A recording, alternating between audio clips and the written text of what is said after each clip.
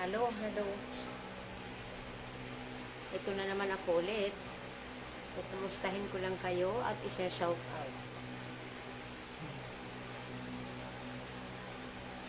Magandang gabi po sa inyong lahat.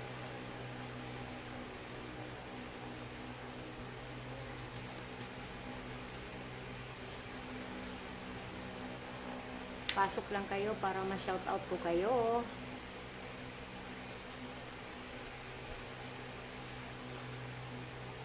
Comment lamang.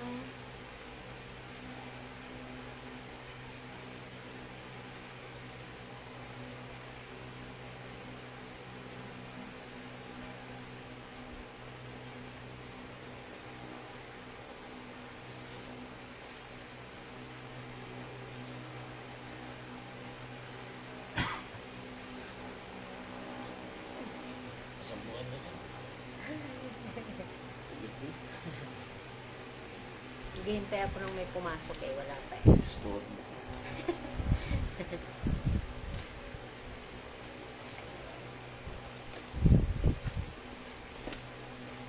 Maganda na. Tayong lahat ay maganda. Hello po.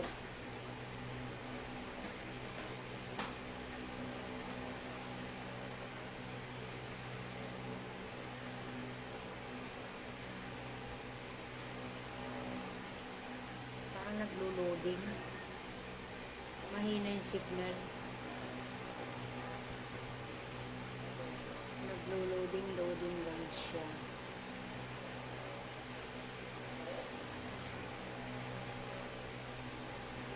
Oh, slow connection. Naglo-loading lang siya. Shout out po sa inyong lahat.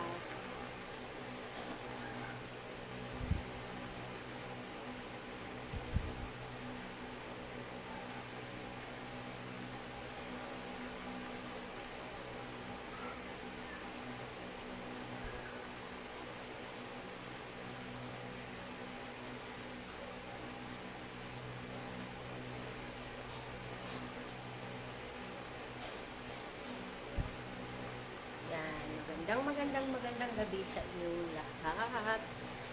Meron lang ako sa inyong isi-share o may babasahin lang ako sa inyo. Yan. Magdasal ng tuloy-tuloy. Tamang paraan ng pagdarasal. Ang pagdarasal ng tuloy-tuloy ay nangangahulugan ito na ang panalangin ay dapat maging tuloy-tuloy na gawain sa buhay ng isang mananampalataya o kahit sino man sa atin, bawat isa sa atin. Yan po. Hindi ito limitado yung pagdarasal. Hindi itong wala tayong oras na binabasihan. At kahit saan lugar ka, pwede kang magdasal. Pwede kang manalangin. Basta taimtim lang na panalangin ang iyong dadasalin, pakikinggan panigurado ng ating Panginoon Diyos. Lahat ng ating mga kahilingan, kung ano man ang ating mga kahilingan.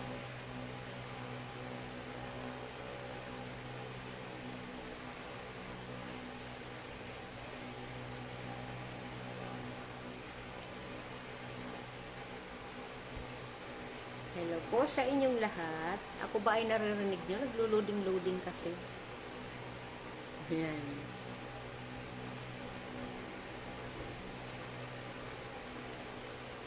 Sabi kasi sa Biblia, hindi ito sinusuportahan sa ganoon kaisipan.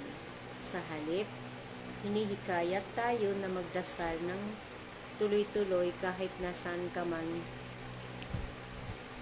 Kahit nasaan ka man, dapat lagi tayong may pusong nagdarasal. Lagi tayong nakikipag-ugnayan sa Diyos sa buong maghapon. Isama lagi natin sa panalangin ang ating bansa at ang kapatid sa Diyos. Kung ikaw naman ay sinusubok ng iba dyan, manalangin sa Diyos na tulungan ka at maging pasensyosa sa taong kinaiinisan mo. Ayun po. Hello po. Shout out po sa inyong lahat. Ako ba ay napapanood nyo na? Parang mahina kasi ang signal ngayon eh. Magandang gabi po sa inyong lahat. Parang wala pa ako nakikita na mayroon na view. Pero shout out na lang sa inyong lahat, sa aking mga kababayan. Shout out po sa inyong lahat. Naglo-loading lang siya. Slow connection na talaga. Ako ba ay napapanood na ninyo? Nakikita na ba ninyo ako? Binabati ko kayong lahat kung saan man kayo naroroon. Magandang gabi po sa ating lahat. Tayo ay may problema man o wala, lagi po tayong maging masaya. Kasi ang pagiging masaya ay terapiyan sa ating sarili. Para iwas tayo sa mga sakit na mayroon anumang klaseng sakit. Idaan natin ang ating mga problema sa kasiyahan, magsaya, tumawa, miski walang nakakatawa, basta isipin mo, lagi kang happy. Every day maging happy, every hour maging happy. Kasi kung puro problema ang inyong iisipin, hindi ka tatantanan talaga ng problema niya. Kaya dapat ang isipin mo, kahit tayo walang, sabihin natin, wala man tayo ngayong problema, pero yung iba, puro problema, manalangin ka lang, pakikinggan ka ng ating Panginoon Diyos. Basta yung taimtim, yung pag-usapin mo siya ng masarilinan, yung talagang yung bukod sa puso mo yung pakikipag-usap mo sa Kanya. Ayun po. Sa totoo lang, lahat naman tayo may problema. Pero ang mga katulad natin na mahikahos sa buhay, mas pinapakinggan at mas mahal tayo ng ating Panginoon Diyos kung tayo ay lalapit sa Kanya. Kasi tayo mga Pilipino ay may pusong mamon. Maawain tayo. Ganon din ating Panginoon Diyos, kapaawaan tayo. Basta ang masasabi ko lang, maging madasalin kahit nasasaan kayo at maging masaya. Kahit may problema, magsaya pa rin para hindi halata na, para hindi tayo tablan pala ng mga kung ano-anong mga sakit dyan. Kasi sa totoo lang ang problema ang nakakapagbigay sa atin ng sakit sa ating katawan. Ako hindi niyo masasabi, kahit senior na ako, madami rin akong problema. Pero kahit ako maraming problema, dinadaan ko lang din yung sa tawa, saya. Yan. Lumabas ka, huwag ka laging nagmumukmuk sa bahay, makipaghalubelo ka sa kapwa, sa ating mga kaibigan mo, mga amiga-amigo, o kaya sumali ka sa simbahan. Yan. Malay mo, ano man ang iyong problema ay na doon mo pala makikita sa parokya. Kaya magsimba na kayo. Ayan. Ano lang, ino-operan ko lang kayo na lagi tayo magdasal. Kasi nandyan lang ang pagsubok, nandyan lang lahat ng mga kung ano-anong mga taning. Mga sitaning nasa paligid lang. Kaya pag mayroong taning sa paligid mo, huwag mong pansinin. Maging happy ka lang. Baliwalain mo lang yung mga yun. Wala naman dito, hindi ka naman mapapahamak eh. Di ka mamatay kung ikaw ay apihin. Pakumbaba na lang tayo. Yun na lang ang gawin natin. Magpakumbaba, manalangin. O yun, wow, meron na akong audience. Kay si Crisel Ching Palacio. Yes, thank you. Mag-comment para ma-shoutout ko kayo. Shoutout kay Criselda Ching Kalasing. Ayan. Sino pa? Pasok lang, pasok. Naglo-loading kasi kaya hindi ko nakikita lahat ng mga pumapasok.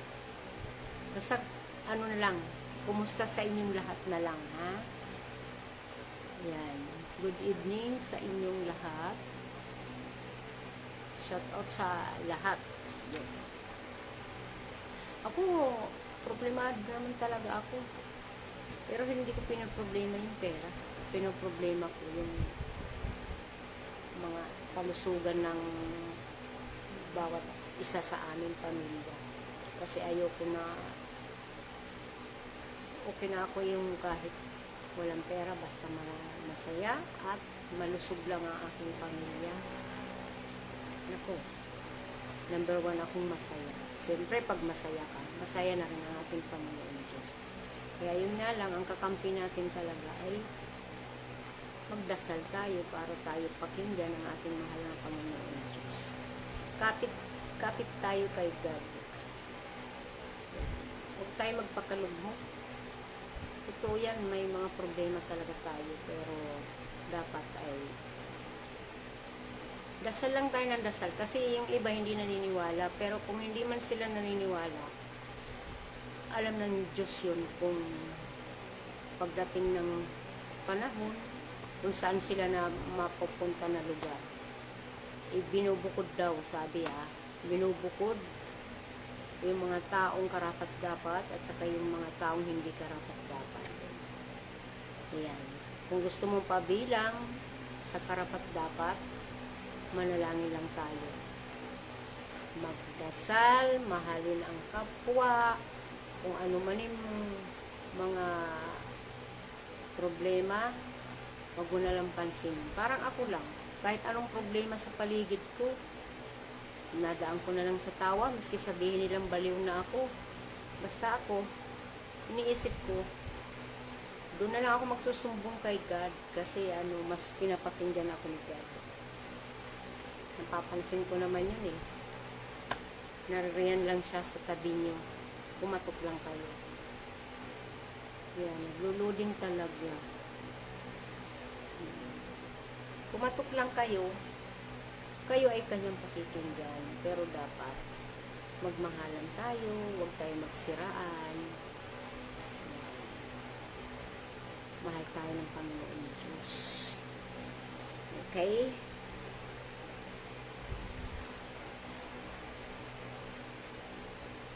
Tuloy-tuloy lang tayo magdasal kasi nandyan lang si Taning. Sabi nila, ang pagdarasal kahit saan, maririnig ka ng Panginoon Diyos at hindi rin yun binabase sa haba ng oras. Kahit ilang minuto, basta taimtim kang nagdarasal, pakikinggan ka niya. Ayan po. Huwag po natin ipaggalandakan na ang mga nagdarasal lamang ang mahabang oras ang dinidinig ng Diyos. Sabi kasi sa Biblia, hindi ito hindi sinusuportahan ng Panginoon ang ganun paniniwala. Sa halip, hinihikayat tayo na magdasal ng tuloy-tuloy kahit na saan man tayong lugar, kahit na nasa CR, nasa labas, nasa kotse, nasa biyahe. Yan, magdasal lang tayo.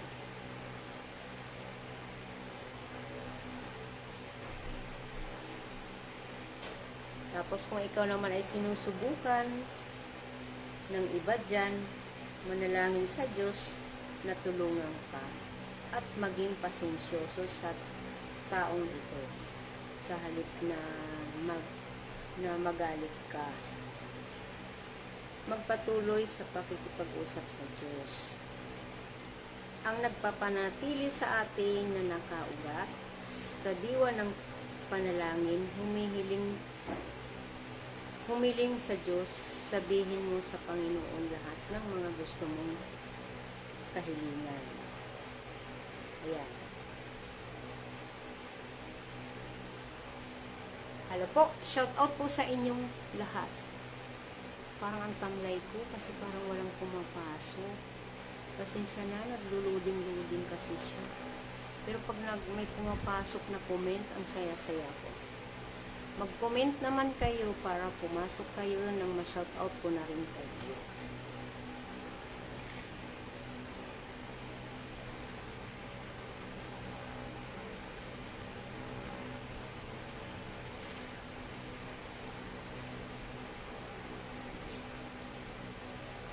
Slow connection pa rin.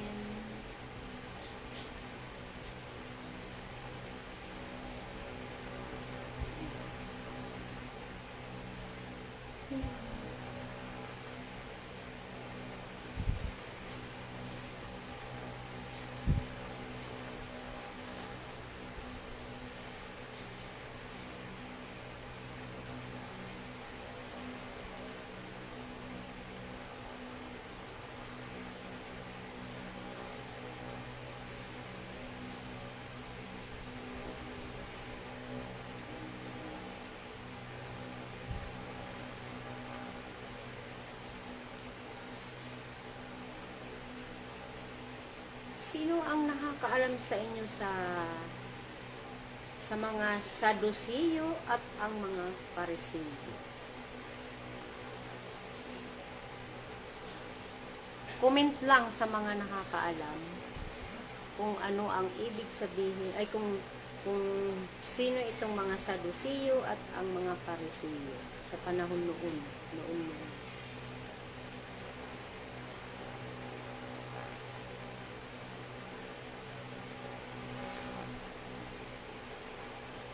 Yun. Ang mga Sadusiyo, para sa mga hindi pa alam, ang mga Sadusiyo sa panahon ng Panginoon Hesukristo at ng Bagong Tipan, ang mga Sadusiyo ay kabilang sa mga mayayaman tao. Sila ay mga aristokrat at may makapangyarihang posisyon sa lipunan. Kabilang sa grupong ito ang mga punong saserdote. Maging ang pinakapunong saserdote, inuokupahan nila ang marami sa mga 70 posisyon ng pinakamataas na konseho sa Israel na tinawag na Sanhedrin. Gumawa sila ng buong sikap na panatilihin ang kapayapaan sa Israel sa pamamagitan ng pagsang-ayon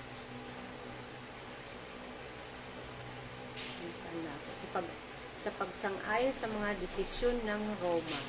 Ang Israel ay nasa ilalim ng pamamahala ng bansang Roma ng mga panahon iyon. At tila mas interesado sila sa politika kaysa sa relihiyon. Dahil sa pagiging matulungin nila sa Roma at dahil mayayaman silang mga tao, hindi sila malapit sa mga karaniwang tao at hindi rin sila itinuturing ng maayos ng mga ito. Mas malapit ang karaniwang tao sa mga Parisiyo, bagamat ang mga Sadusiyo ang humahawak sa mas maraming pwesto sa Sanhedrin.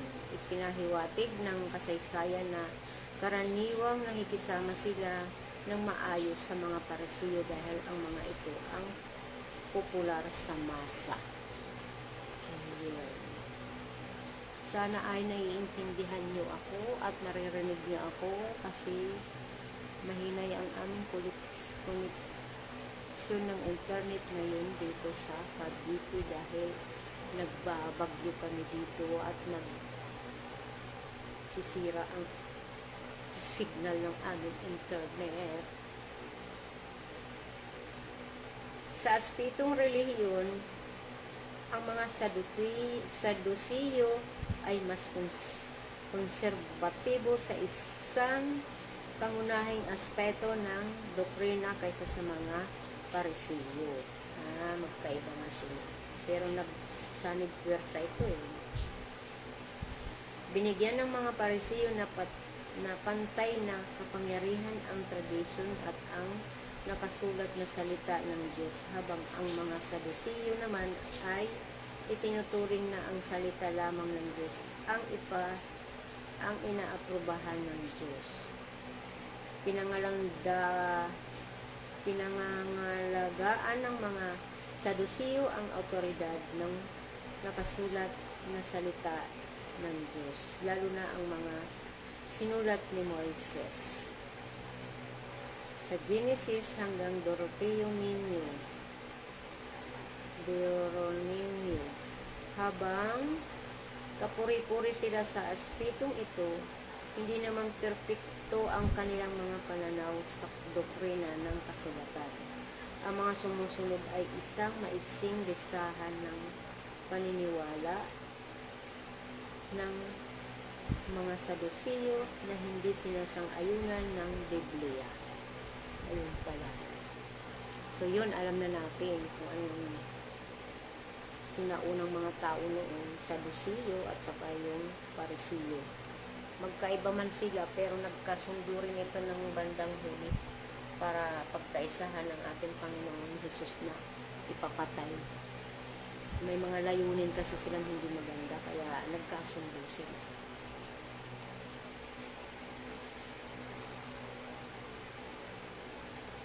Diretso ko na ng pagbasa. Napaka-independente nila hanggang sa punto na tinatanggihan nila ang partipasyon ng Diyos sa buhay ng tao at sa kanilang pang-araw-araw na pamumuhay. Pangalawa, hindi nila pinapaniwalaan ang pagkabuhay na maguli ng mga patay. Ayun. Mababasa ito sa Mateo, Marcos, mga gawa sa Bible. Number 3, tinatanggihan nila ang buhay pagkatapos ng kamatayan at pinaniniwalaan na naglalaho ang kaluluwa ng tao pagkatapos ng kamatayan, at dahil dito, tinanggihan ang kaparusahan at gantimpala pagkatapos ng buhay sa lupa. Number 4, hindi nila pinaniniwalaan ang pagkakaroon ng mundo ng mga espiritu, halimbawa ng mga anghel at mga demonyo. Makikita sa Bible ang mga kasagutan, mga gawa. Nasa Bible na mga gawa, doon yung makikita yan. Ayan. Dahil mas pinahalagahan ng mga Sadusiyo ang politika kaysa sa relihiyon, hindi nila pinakialaman si Jesus hanggang sa natakot na sila na baka maagaw niya ang atensyon ng mga Romano. Sa puntong ito, nagkakaisa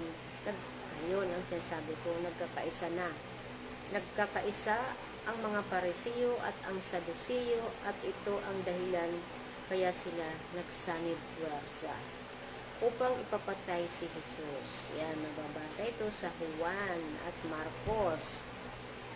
Mababasa yan sa Bible. Ang iba pang mga pagbanggit sa mga Sadusiyo ay matatagpuan sa mga gawa.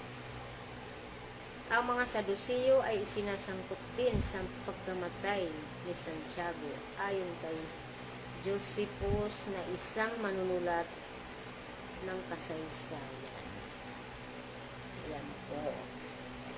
Sana naririnig at napapanood niya ako ng maayos. Yan. Tapos, dire-diretso lang ako. Maliit lang to. Kunti na lang to. Naglaho ang grupo ng mga Sadusiyo noong AD 70 dahil lumitaw lamang ang grupong ito dahil sa kanilang relasyon pampolitika at sa kanilang pagiging saserdote. Naglaho ang mga Sadusiyo kasunod ng pagwasak ng mga Romano sa siyudad ng Jerusalem at ng templo. Ayan po. Ang mga Parisiyo kumpara sa mga Sadusiyo, ang mga Parisiyo ay kabilang sa mga middle class na negosyante dahil dito meron silang ugnayan sa mga karaniwang tao. Mas matataas ang tingin ng mga tao sa mga Parisiyo kumpara sa mga Sadusiyo. Bagamat mas kakaunti lamang ang kanilang kinatawan sa Sanhedrin at kakaunti din ang inuukupahan posisyon kaysa sa mga saserdote. Tila may kontrol sila sa mga desisyon ng Sanhedrin kaysa sa mga Sadusiyo dahil sinusuportahan sila ng mga pangkaraniwang tao. Ayun pala yun. Tuloy po tayo. Sa aspetong pangrelihiyon, tinanggap nila ang kasulatan na kinasiyahan ng Diyos. Sa panahon ng pagmiministeryo ni Jesus sa lupa, pinaniwalaan nila ang buong lumang tipan, ngunit binigyan din nila ng pantay na autoridad ang mga tradisyon at ipinagtanggol ang mga posisyon ito at sinabi na ang mga tradisyon ito ay sinusunod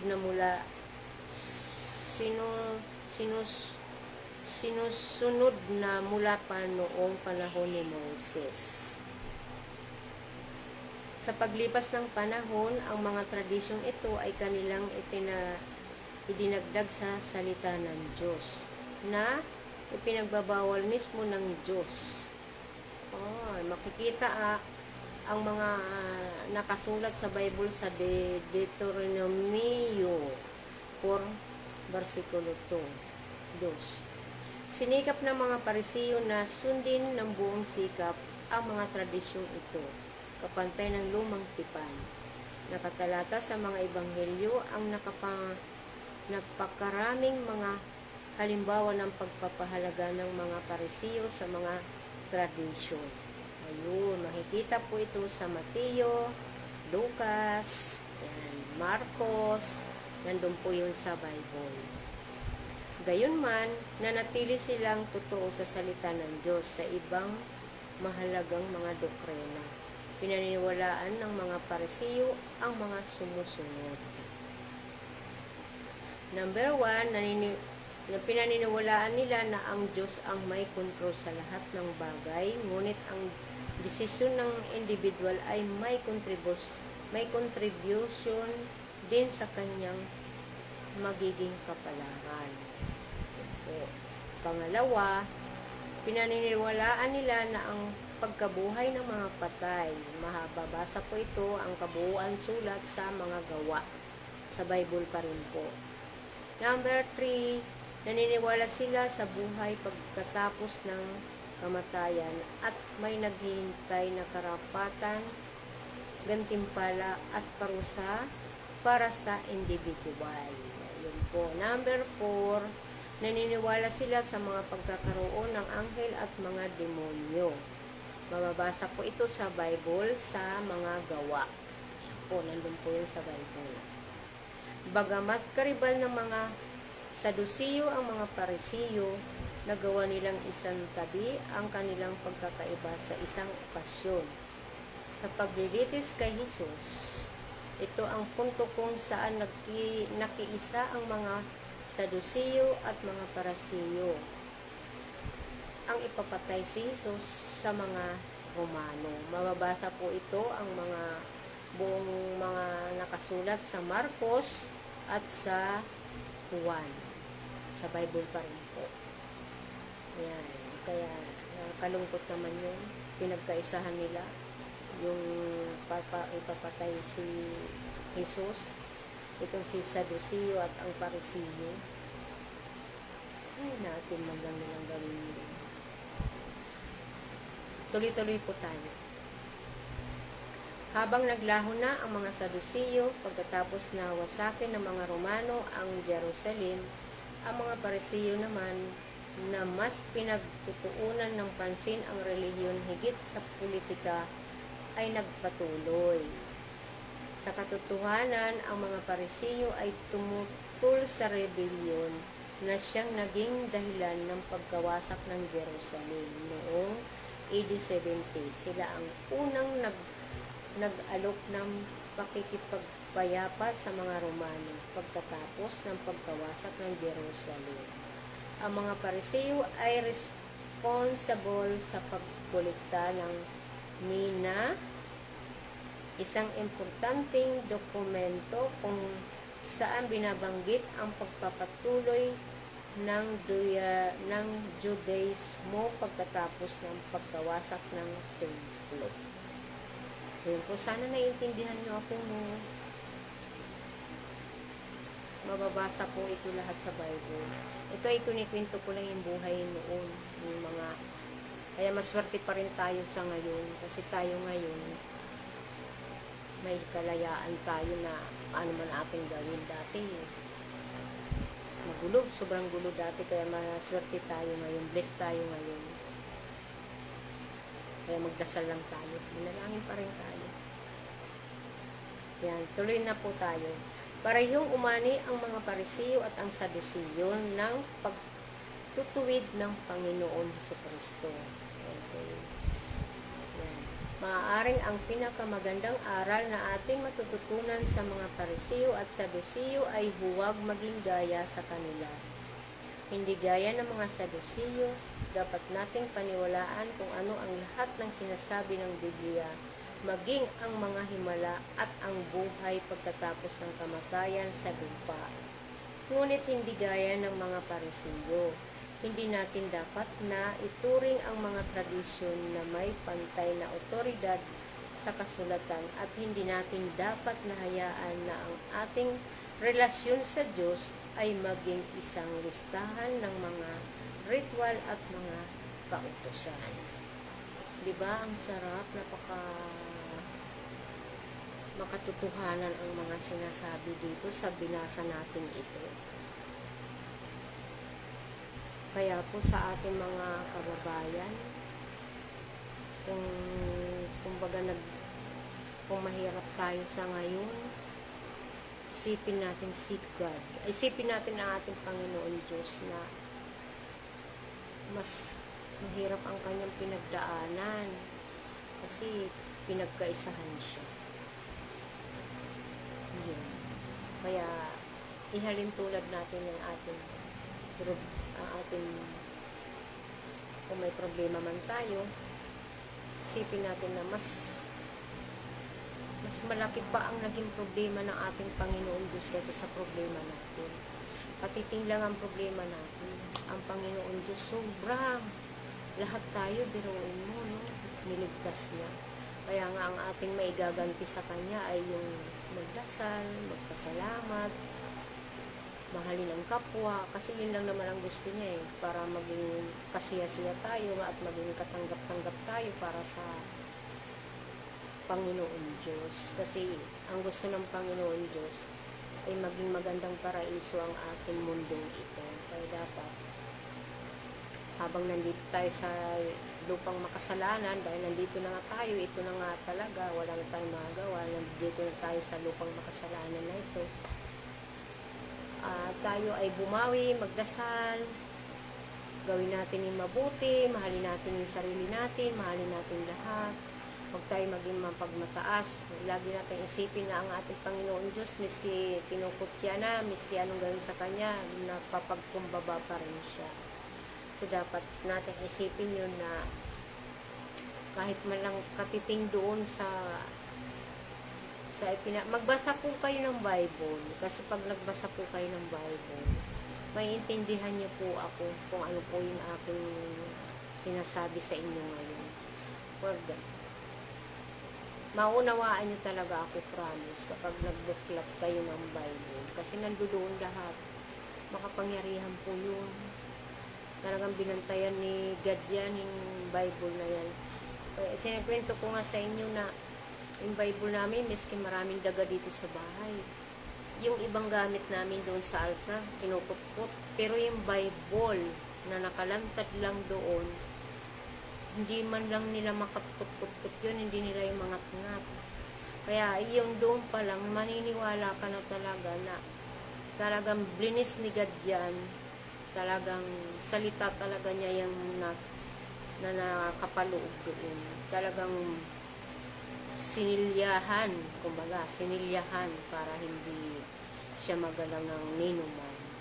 Ultimo daga, ngat-ngat-ngat-ngat na yung, yung katabi nga niya, yung tela niya, nginat-ngat na, pero yung Bible mismo, buo pa rin, walang kakagat-kagat ni isa man. Kaya naniniwala ako na ang mga nakapaloob sa Bible ay mga salita ng Panginoon, Diyos, at yan ay binantayan talaga niya habang sinusulat yun. Kaya naman hanggang ngayon, ito nababasa natin siya sa Bible. Kaya maniwala po kayo na meron po tayong Panginoon Diyos. Yun po. So hanggang dito na lamang po. Hindi ko alam kung ako ay napapakinggan ninyo, pero may maganda po yung ating topic ngayon. May maganda po tayong aral na mapupulot po dito. Ayan lamang po ang aking masasabi at maisishare sa inyo. So maraming salamat sa mga nanonood. Thank you, God bless sa inyong lahat. Bye!